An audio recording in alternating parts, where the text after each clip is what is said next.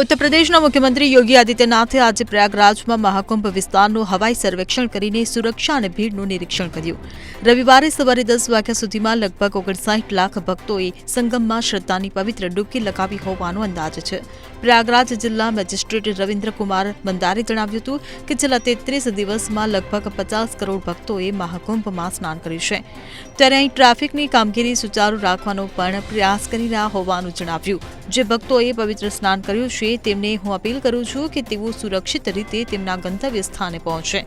અમે સંપૂર્ણપણે પ્રતિબદ્ધ છીએ તેવું તેમણે જણાવ્યું હતું. ત્યારે રેલવે વહીવટીતંત્ર સાથે ખૂબ જ સારું સંકલન હોવાનું પણ જણાવ્યું. તો બીજી તરફ પ્રયાગરાજ તરફ આવતા ભક્તોની ભીડ અટકવાનું નામ નથી લઈ રહી.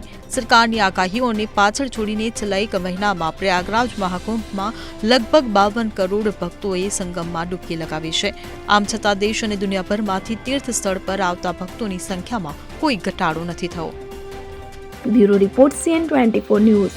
હવે જુઓ દેશ દુનિયાની તમામ ખબરો તમારી આંગળીના ટેરવે. ઉઠાવો મોબાઈલ અને Google Play Store પરથી ડાઉનલોડ કરો અમારી CN24 ન્યૂઝ મોબાઈલ એપ.